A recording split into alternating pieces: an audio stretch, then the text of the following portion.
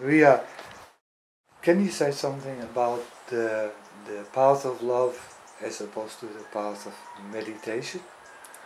I would not say that one can put the path of love in opposition to the path of meditation. I think that one could do a path of meditation in love as well. I do feel, though, that I might understand what you mean.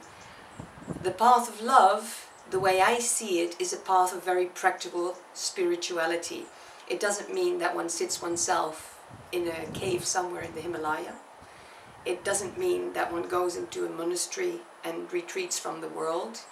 It means that one tries to become the best person one could possibly be, with the most correct way of living one can possibly achieve, in love for oneself and the persons that are around oneself, every person one deals with in life, and that one puts this into practice every single second of life, which means one might have a partner, one might have children, one might have friends, one might have a boss, or one might have people as employees, and one really treats them with all the love and respect that one can hopefully feel for oneself. That for me is the path of love, and it's the path one should walk at this time in life that we are living now, in the period we are living now. Would you call people who exclude themselves from the world and only meditate, would you call them selfish? I'm very careful in judging anybody. I don't very much like judging anybody because I don't always know what reasons they might have for doing that. But if a person has the capacities like at least I have and then does that, I find that they're going on vacation when they do that. Because for me, just going into a monastery and meditate, or even going in a retreat and just meditate, for me that's a vacation. That's not really living life to the fullness. I find it a bit cowardice. Because it's very easy to withdraw from the world and just sit and meditate.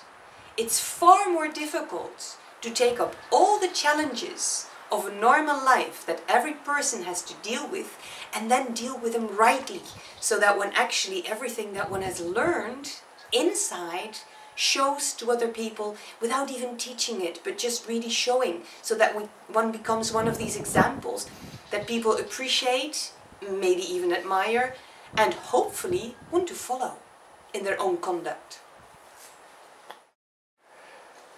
If you do things in your life with awareness, isn't that the same as with love? No, awareness and love is not the same, but hopefully they go hand in hand. If one does them with awareness, one realizes what is happening. One is aware of what one does oneself and the effect it has in others. That doesn't mean necessarily that one is doing it with love. Ria, you say the main part of your work is bringing people back to themselves. What do you mean by that? What I mean by that is that most people at the moment are not really living within their own center, within their heart center. The circumstances of their lives have made them adapt to their ways of life, to the difficulties that they've encountered in life, and for that reason they've built up a kind of an image of themselves which is not what they really are. And when time goes by, in the end, the person doesn't live the reality of what they really have come for to this life and what they really are, but they start to live that image that they've built up to be able to deal with the difficulties they've encountered in their lives. And so I will help the person to come back to what they really are, because there is the real strength that in the end can deal with everything and is far clearer in seeing what life is all about, what their mission is in life, what they came to learn for, and how they can deal with other people, not through patterns, but through the real truth of encountering somebody else in their true being. Ria, many people have difficulties in finding the right food or nourishment for them to eat. Can you say something about that? Yes, the problem at the moment is that there is so much food that actually doesn't have any kind of life force in them, that they're only products to fill one's stomach, to actually get calories to burn, but they don't do anything for one's health nor for one's spirit. The life force, that which is present in lively food, in food that is not very processed, brings something more to us than just an amount of calories, vitamins and minerals. What it brings to us is literally life. It brings a spiritual quality as well as a vital quality for our bodies. So I would suggest that people will try to eat as much food that has been not processed, like no heated milk from a factory, not all this UHT kind of processes, no deep frozen or tin food, but that they just buy the vegetables the way they are, or they grow their own vegetables and prepare them themselves. That doesn't mean that I'm a propagator of raw food. I don't mean to say that. You can cook your food if that's what you need to do, but don't cook it too long. Cook it on a low fire and then eat it. Don't prepare in the morning your evening meal, cook it all the way through, and then at night you start to reprocess it, because then you're eating processed food already. Then it's not fresh anymore. Are there any specific illnesses or feeling of imbalance related to lack of this life energy in the food?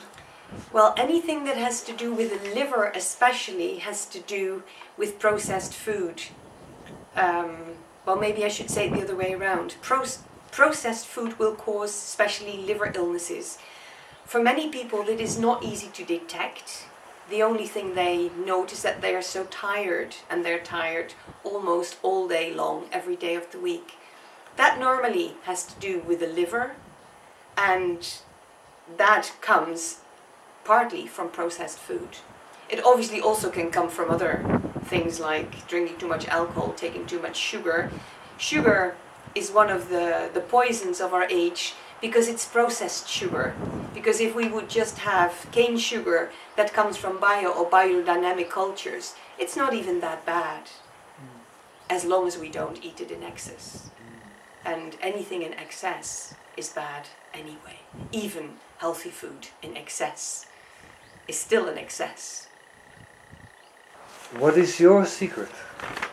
I don't know if I can call this my secret, but for me, what is tremendously important is that nothing, whatever one wants to achieve, gets done without love. Because consciousness without love can actually be very, very dangerous. Because if one is a very conscious person, one could very easily manipulate people into the wrong direction. As soon as love is in it, that's not possible anymore. One will just want to use one's consciousness to help people to come to love, and as a consequence be happy and create a better world.